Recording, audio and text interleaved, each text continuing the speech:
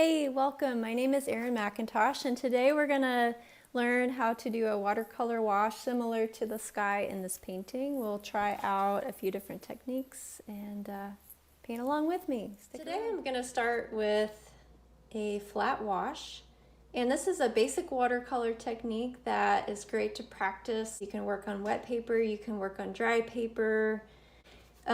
The larger the surface area that you want to cover, the more challenging this technique is. So I suggest we're starting on a small piece of paper. This one is flat but somewhat graduated. You can see that it goes from slightly darker to slightly lighter. I do find that I have the best success rate with a flat, even wash when the paper is wet before I even start. So working wet on wet. But I am also I want to practice wet on dry too. So I've got plenty of paint prepared.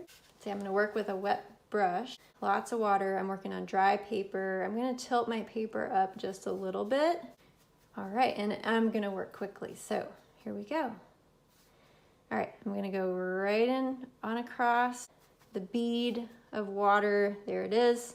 I'm going to catch that bead and go across. Load my brush, catch the bead, go across, whoop, catch the bead. Now, let's see, just working my way down the paper. I should work a little bit faster. Everything's drying pretty fast today. Okay, missed that little spot. That's okay. All right, I need one more for good measure. Now I'm going to tilt it, and I'm going to use an absorbent paper towel to collect the excess water at the bottom. And there's my wash. For this wash, I'm going to work wet on wet. So I'm going to pre-wet my paper. I have a better success rate if I'm going for a really even wash, pre-wetting the paper. And also a better success rate when I work on really good quality paper that's more absorbent. Sometimes the student grade papers are less absorbent and everything sits a little more on the surface. Okay, so here we go. I got my paper, it's been pre-wet. I'm also going to tilt my paper as I work, and let's see, I'm gonna go horizontally so I have fewer brush strokes going across. I've got lots of paint ready to go, and I'm gonna go ahead and do my first brush stroke. I want to work kind of quickly. I'm going to catch the bead and keep going across the other way.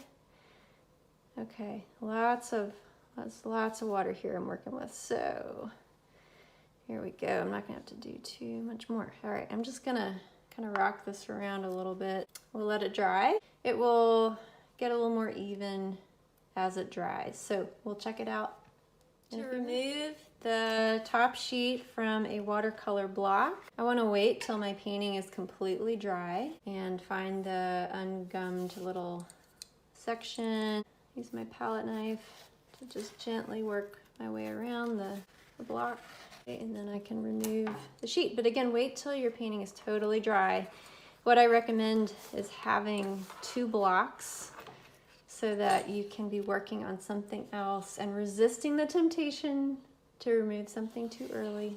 You can work on another painting as you're waiting for your first one to dry. So I've done a flat wash, both in wet on dry and wet on wet. And now I want to make a graduated wash that goes from dark to light. I'm gonna start with pre-wetting my paper, because remember I had more success with the wash being even on wet paper. Okay, all right, so I've pre-wet my paper using a large brush. I'm gonna work fast. I've got lots of paint prepared.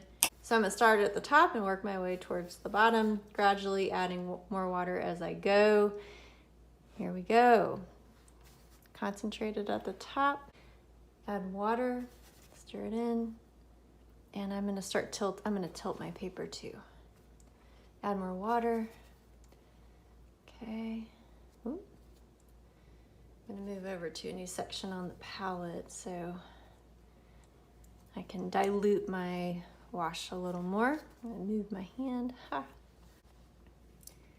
All right, now I'm just gonna let gravity do the rest of the work. I'm not gonna mess with it, I'm not gonna fuss with it, I'm just gonna let it dry and we'll take a look.